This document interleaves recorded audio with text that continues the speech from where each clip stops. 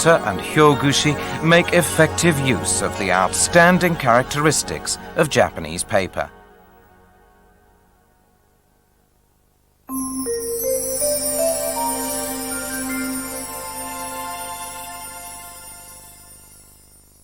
First, let's see how the hyogushi cuts paper into a precise rectangle. He folds the topmost layer of paper in half, bringing the edges together, and uses a marking awl to impress marks in it.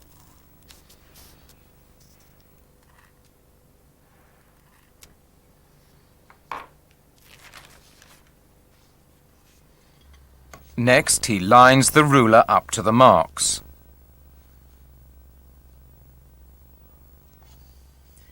Holding the round knife with its blade perpendicular to the ruler, he cuts the paper using a sliding motion.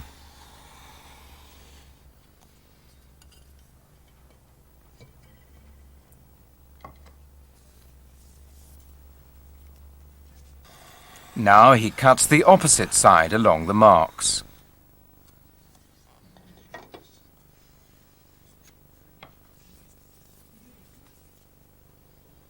While making sure that the paper does not slip, he rotates it 90 degrees. Then he impresses marks on the long sides and cuts them to produce perfect rectangles.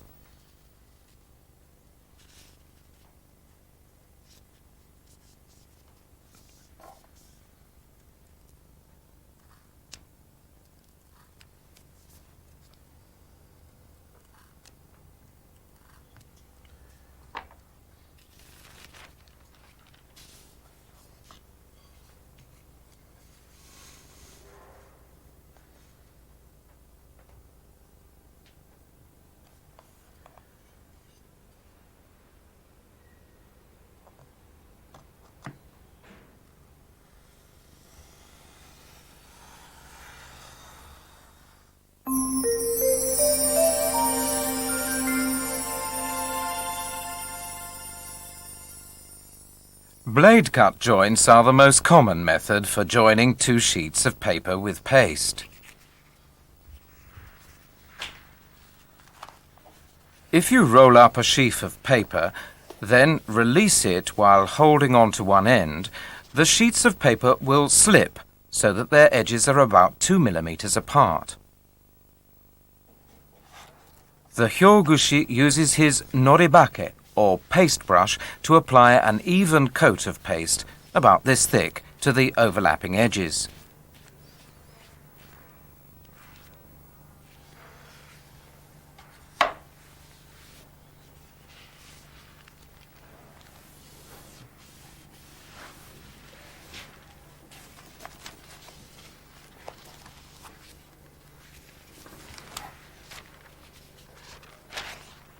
Then he glues together the sheets of paper, one by one, sliding them so that each joint is directly in front of him when he makes it.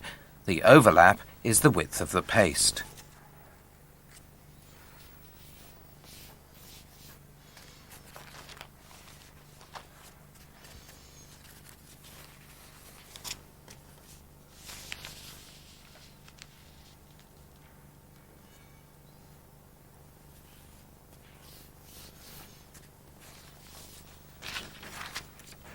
Japanese paper is usually molded in predetermined size. Joining techniques are needed to assemble larger sheets.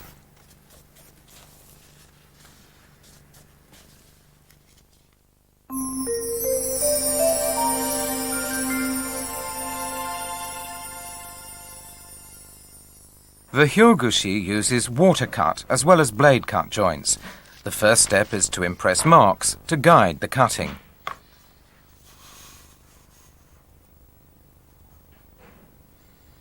Then he draws a bamboo spatula down the ruler several times while pressing on the ruler.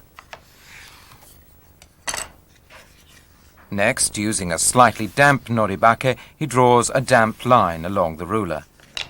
He repeats that step until the line of dampness penetrates fully to the lower sheets of paper. When it has, he holds onto the ruler firmly to keep the paper from slipping and pulls on the outer edges so that the sheets pull apart along the damp line. This is water cutting.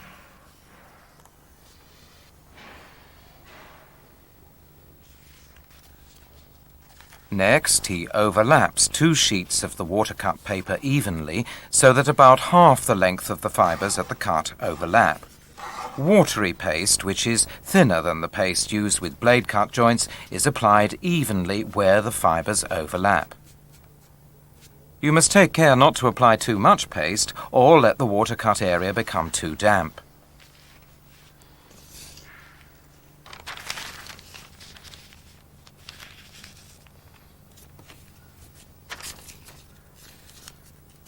Stroking with the shurobake or smoothing brush ensures that the 2 sheets of paper do not overlap too much. Only the watercut fibres should overlap at the joint.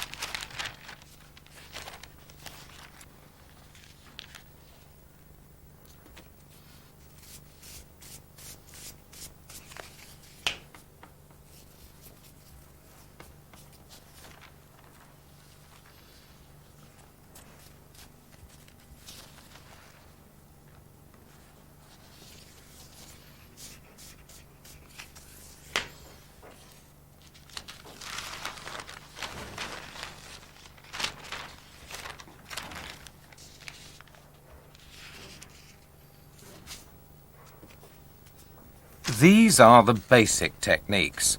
The hyogushi uses many other distinctive techniques and tools in working with Japanese paper.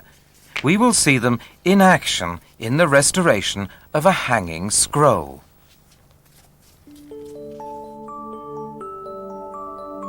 The Hokke Mandala, a painting on silk from the Kamakura period of 1185 to 1333, has been designated as an important cultural property. The hyogushi is going to restore this hanging scroll.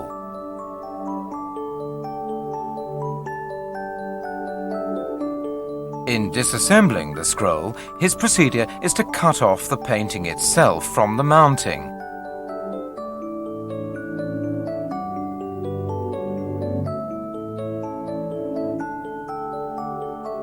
The scroll was made in what is called the Buddhist painting style. It has a chumawashi around the painting itself. The chumawashi is surrounded by the souberi used for the border.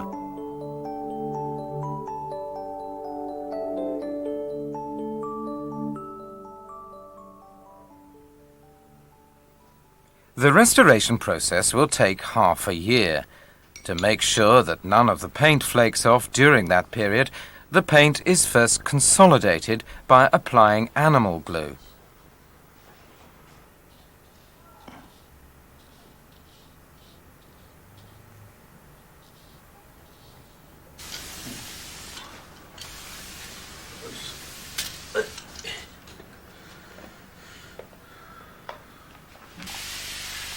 After water is spread over its entire surface, protecting paper is applied.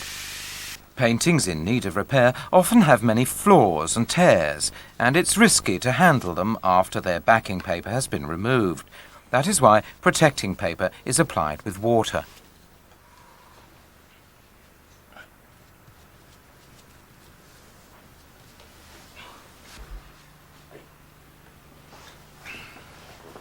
Sometimes a record of an earlier repair is found on the soura and has to be kept there.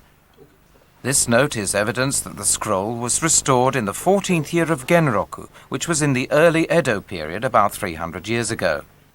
Removing the soura, or final layer of backing paper, reveals reinforcing tapes. These slender tapes of Japanese paper were applied over the mashiura, or second layer of backing, to add strength at tears or creases. Now let's take a look at the structure of the backing paper. The backing paper assembly, which protects the painting itself, starts with a layer immediately behind the painting, the hadaura, or first layer of backing. Next is the mashiura and the nakaura. After the silk border has been applied, the soura is the final layer.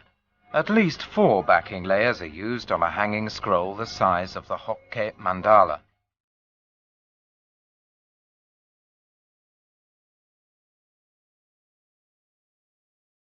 At last, the removal of the hadaura has begun.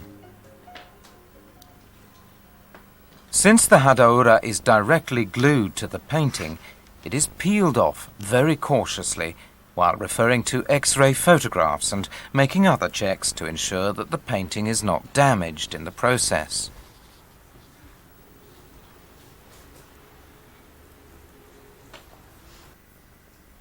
Silk patches applied in earlier restorations are removed.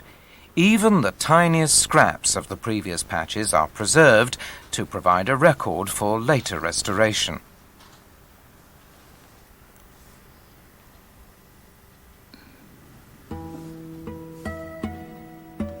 When all the backing paper has been removed, the painting itself is left, the silk alone, as was painted in the Kamakura period.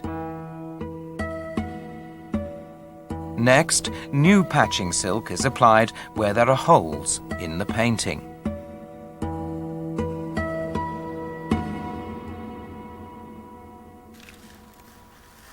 The silk fabric to be used for reinforcement is laid so that its grain matches the grain of the painting. He works on a light table to trace the missing sections of the painting.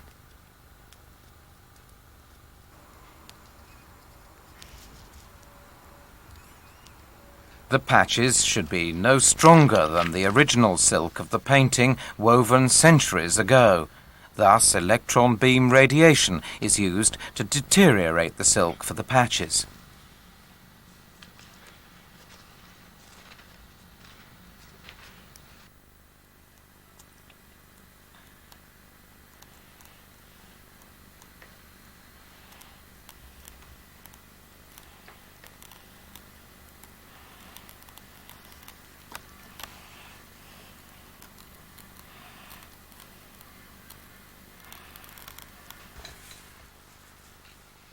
The sections of artificially deteriorated silk cut out to match the holes in the original painting are glued in place.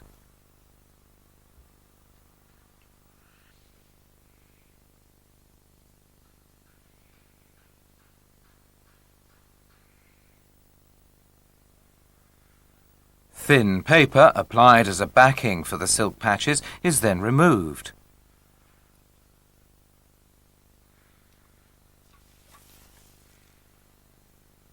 The silk patching does more than make up for visible flaws in the painting. It restores it as a fabric to being a single continuous piece of silk. Thus, the reinforcement is expected to have a considerable effect on the painting's preservation. The painting is ready to receive its first backing layer, the hadaura. Since the paste used to glue the painting and hadaura together must have considerable adhesive strength, fresh wheat starch paste is used. Let's look at the paste-making process.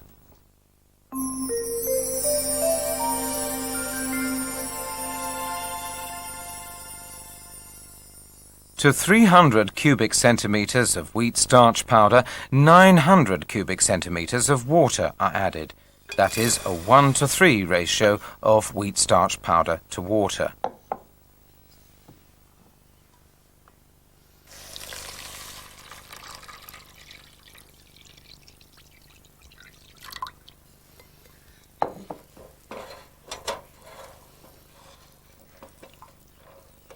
The mixture is heated for about 30 minutes, then removed from the heat when the paste turns translucent.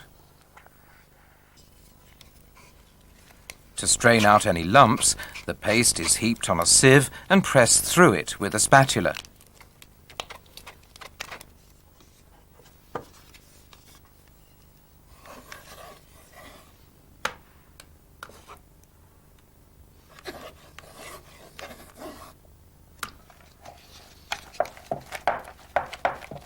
Using the noribake or paste brush, he adds water little by little to thoroughly mix the paste, diluting it to the necessary thickness. In Japanese paper conservation, the thickness of the paste is critical.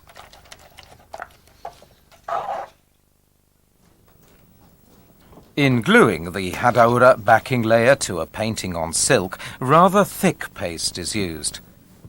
The paste is applied to sheets of mino paper that have been joined together to form a sheet the size of the original. Since hanging scrolls are unrolled and then rolled up again, they must be flexible. Excess paste would rob the scroll of flexibility. He therefore works hard to ensure the paste is uniform.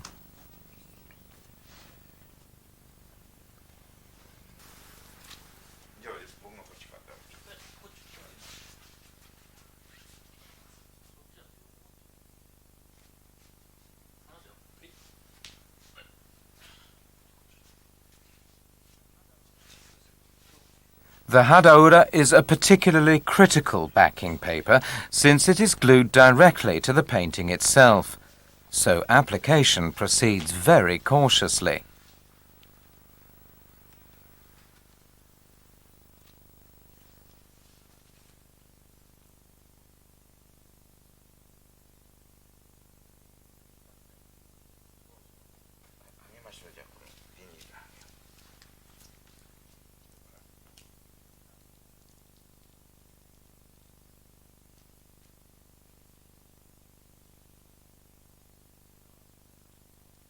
Wheat starch paste is not just a good adhesive. It can also be readily stripped off again after it is dampened. This makes it particularly valuable in restoration work. A backing of Japanese paper is not only decorative, but also withstands folding and bending without losing its flexibility. Its affinity for other materials makes Japanese paper particularly valuable in the preservation of cultural properties.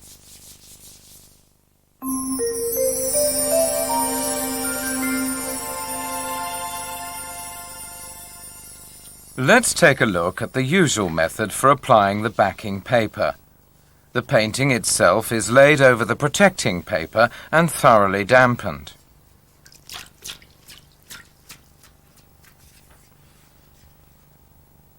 Using a mizubake or water brush, he dampens the painting, applying the water evenly, first horizontally, then vertically.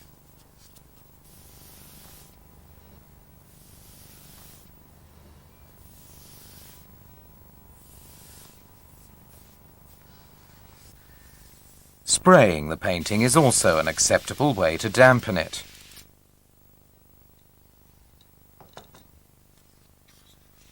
Watery paste like this is used for applying the backing. To ensure that the paste is of consistent thickness, it's stirred in this paste tray as it's used.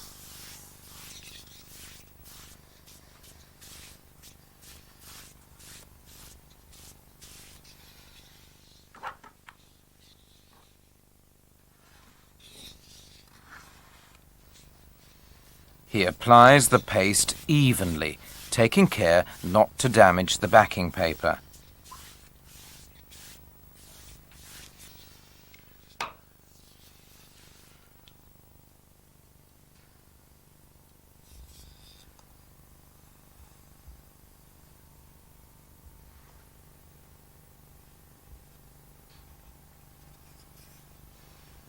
Holding the bar at its midpoint, he transfers the backing paper to the painting.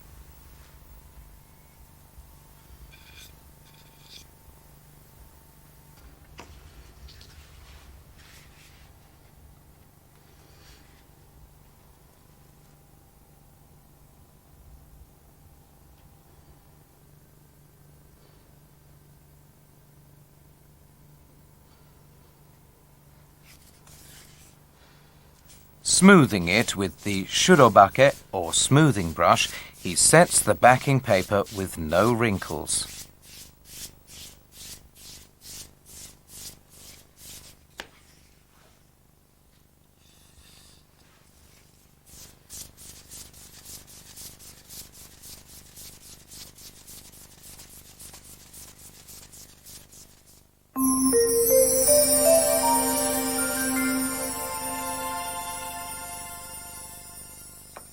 This paste, which is used for flattening on the drying board, has already been prepared.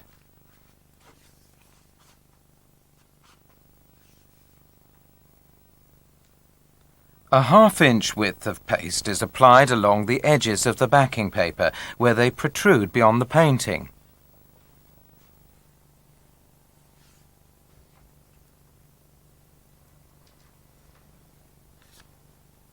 To make it easier to peel the painting and backing off the drying board later, he adds a small paper strip at one edge.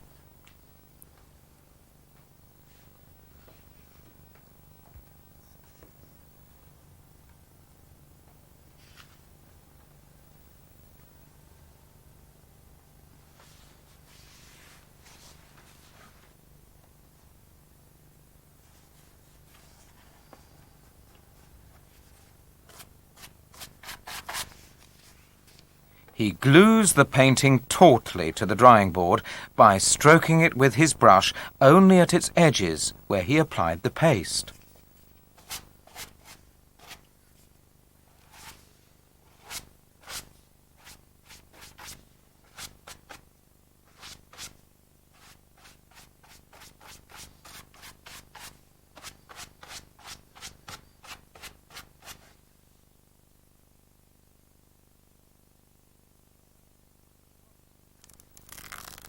After the painting has dried and is ready to be removed from the drying board, he inserts his spatula at the paper strip to loosen the paste. The paste at the top of the painting is left till last.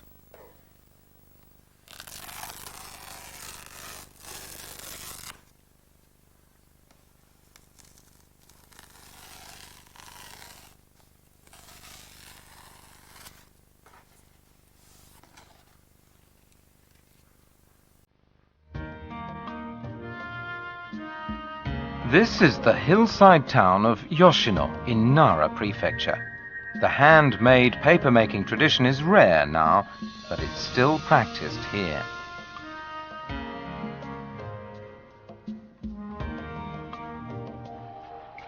Mr. Fukunishi makes the Uda paper that is used for backing paper. Uda paper begins with the finest quality inner bark of the kozo, or paper mulberry. He soaks and agitates it in the Yoshino River to soften it.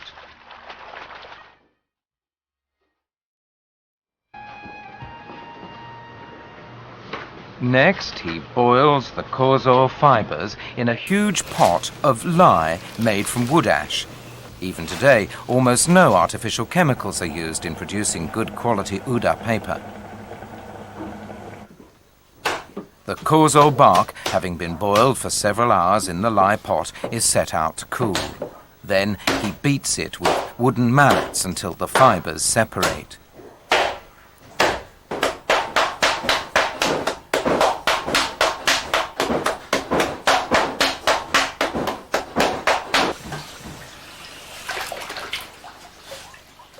The papermaker adds the pulped kozo fibers to water in this vat to make the stock. He forms the paper by dipping the mould, spread with a reed straw laid, into the stock.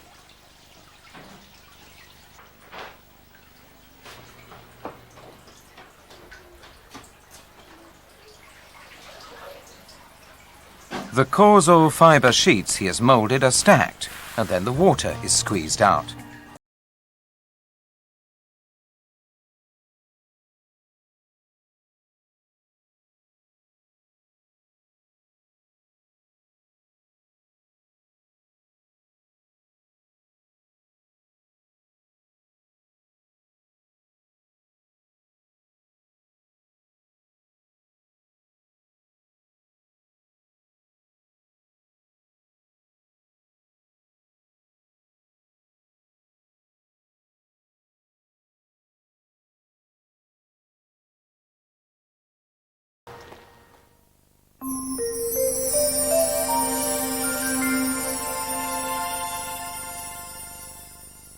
Let's take a closer look at how the backing is applied to a poster or other large work of art.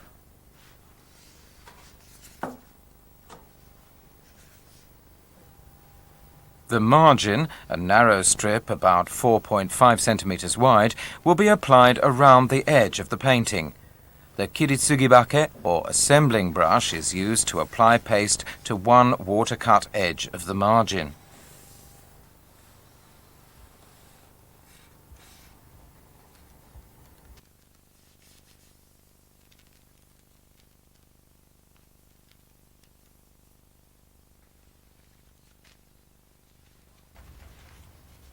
The margin is glued to the back of the painting around all four sides of it. It will serve as a paste strip when the painting is temporarily glued to the drying board.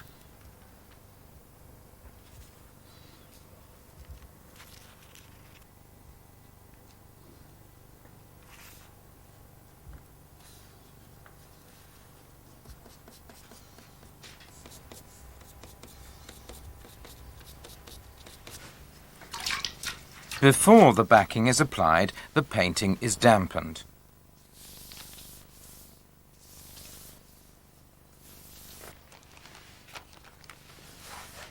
The sheets of backing paper have been assembled with watercut joints to form sheets about 9 centimeters longer than the original. The two long sides of each sheet are watercut.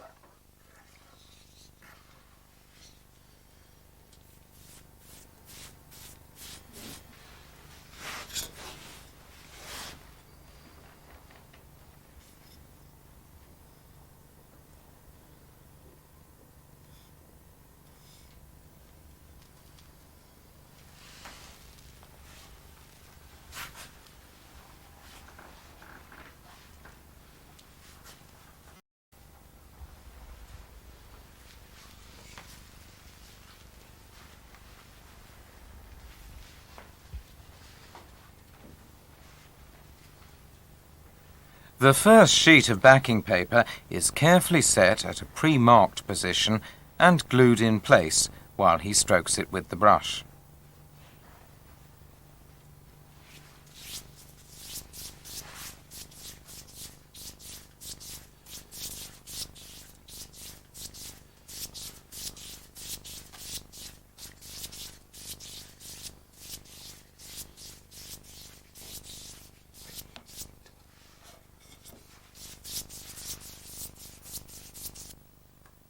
The black string is the guideline for placing the subsequent sheets.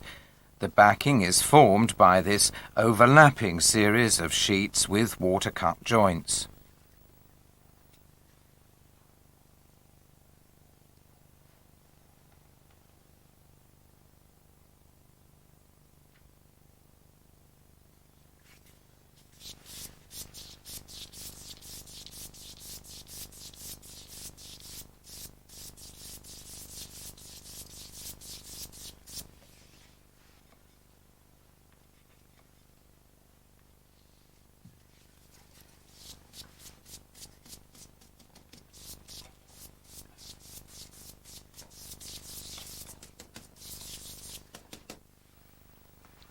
After the backing has been applied, the painting is laid on the drying board. The margin paper glued around it earlier is folded and glued to the drying board.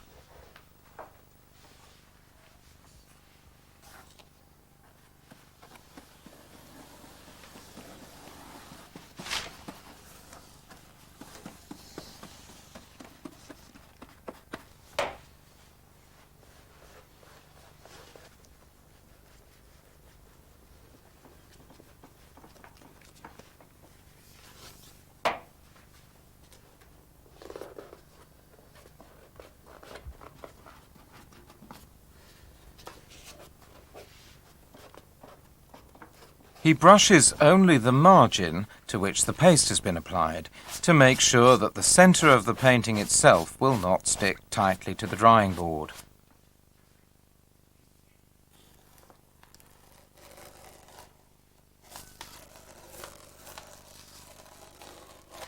The drying board is laid flat for drying large paintings. Then the painting is lifted off the board.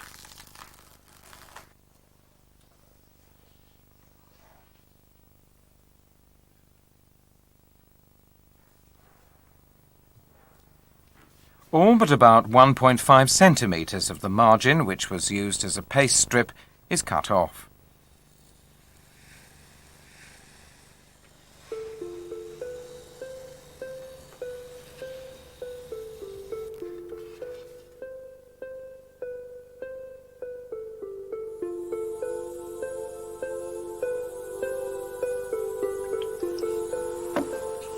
In the Hokke mandala restoration, they have begun applying the mashiura. Given the colours of the painting, they are using dyed miso paper and aged wheat starch paste, which is usually 10 years old. Aged wheat starch paste is inferior to fresh wheat starch paste in terms of adhesiveness, but it's more flexible for rolling and unrolling the hanging scroll. The aged paste also generates a substance that prevents mildew.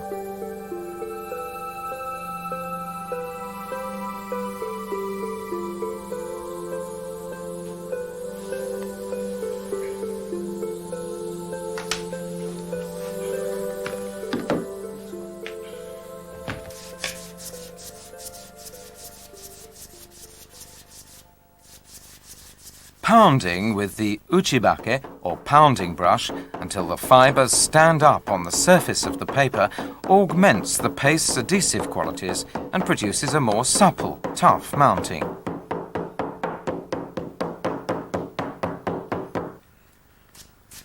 How flexible and tough is Japanese paper?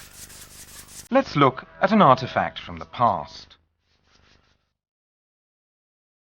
The Uesugi Shrine is located in the city of Yonezawa, Yamagata Prefecture. It preserves a garment made out of Japanese paper more than 400 years ago.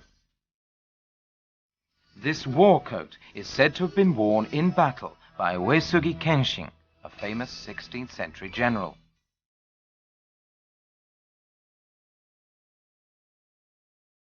The collar, which is made of cloth, has deteriorated badly, but the paper sections are in good condition.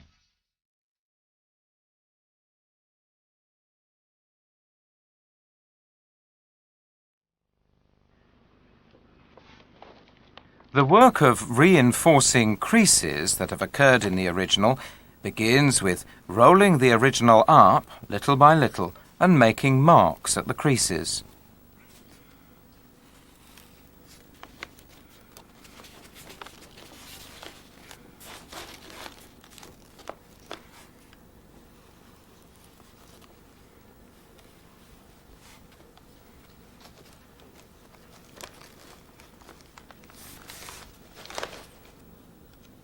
Mino paper is cut into thin strips and applied with watery paste as reinforcement at the fold marks.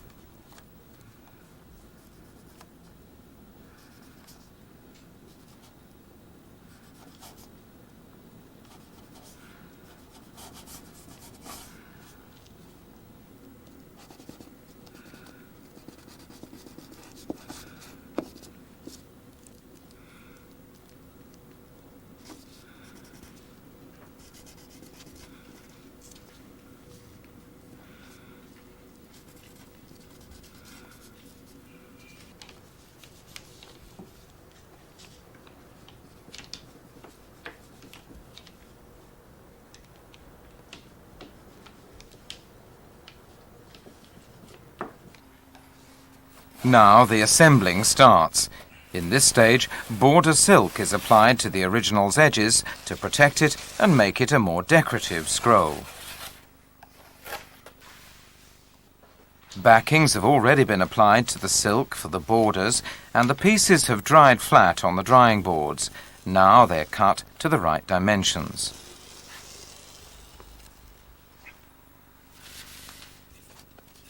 Glue is applied to the edges of the textiles to make sure that the cut edges do not unravel.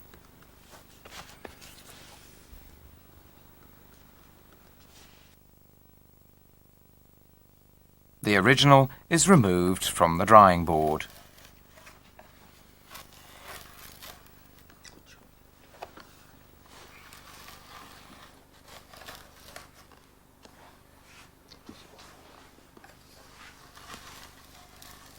The extra width of backing used as a gluing margin is cut off to bring the piece to its correct dimensions.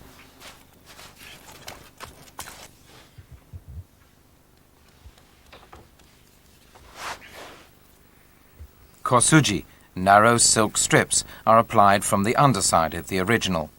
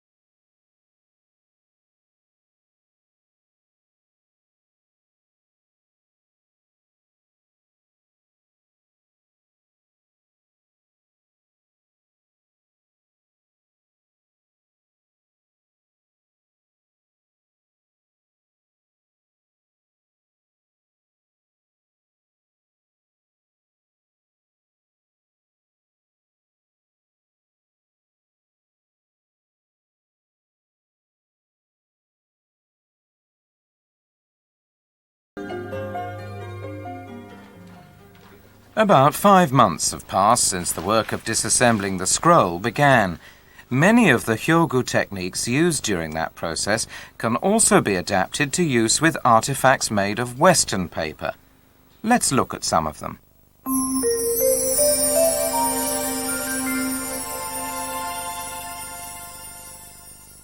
Applying a false margin is an effective technique in stretching and smoothing a wrinkled original.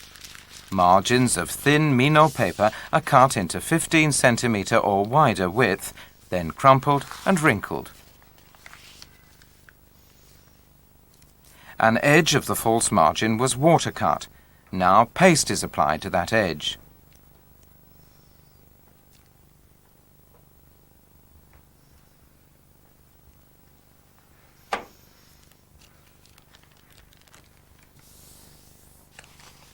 And the false margin is glued to all 4 sides on the underside of the original.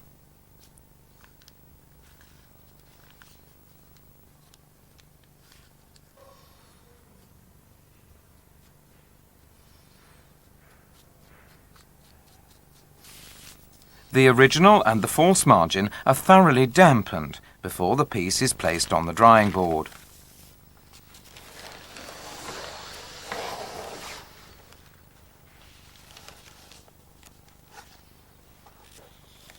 Paste is applied only to the edges of the false margin at this time.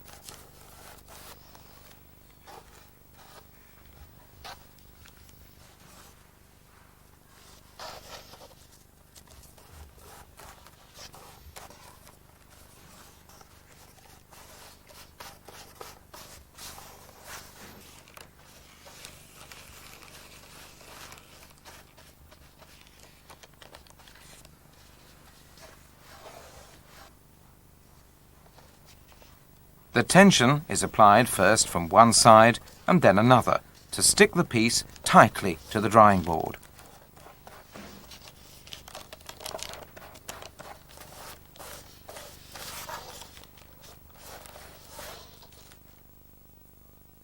As the piece dries, it contracts, flattening the original.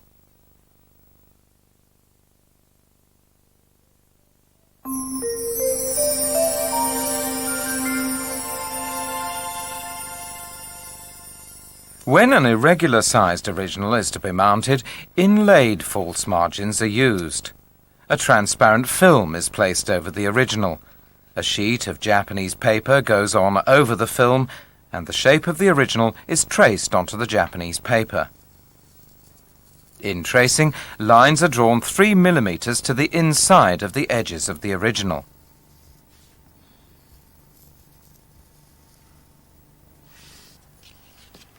The original is slipped out and, working on top of the transparent film, he cuts along the outside of the tracing lines.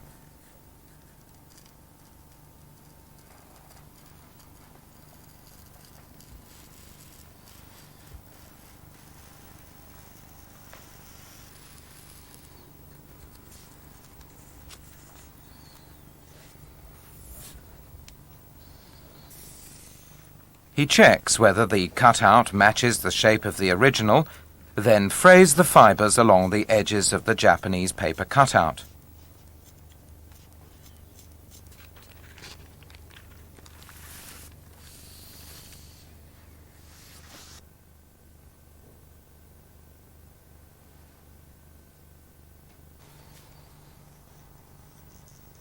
Next, he places the cutout on the original, which has been turned face down. Using a thin spatula inserted between the original and the Japanese paper, he applies about a 5mm width of paste.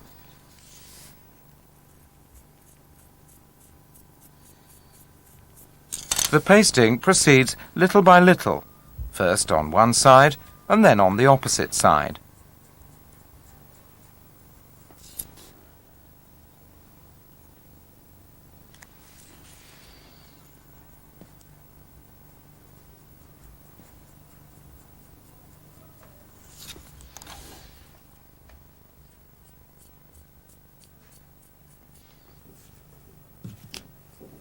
By inlaying a false margin, it's possible to handle a fragile object without physically touching it.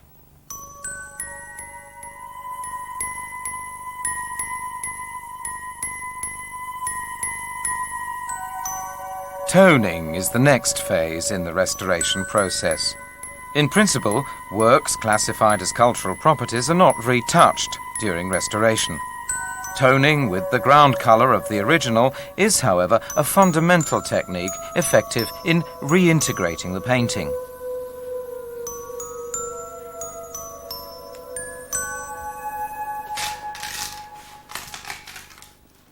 Now the hanging scroll is removed from the drying board to receive the finishing. When the lower roller, upper rod, futai and other fittings have been added, the scroll will be complete.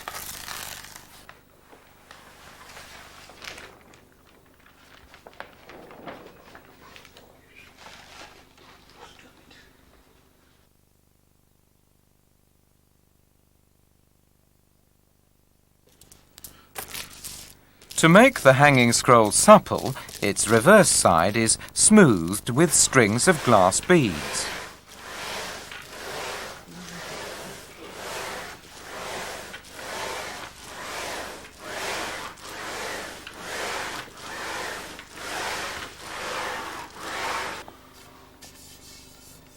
Jiku, the lower roller, is applied.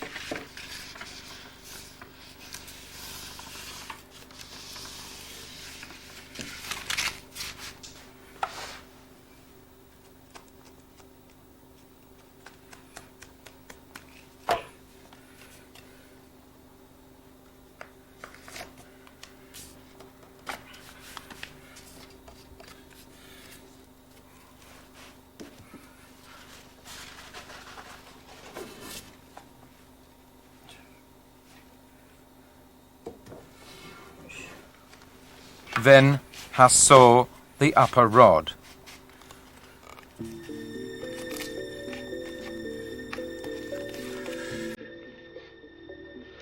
The decorative futai strips are sewn on.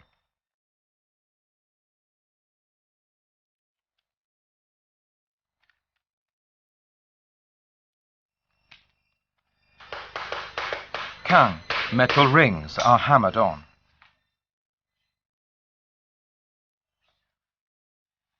And himo, cords, are passed through them.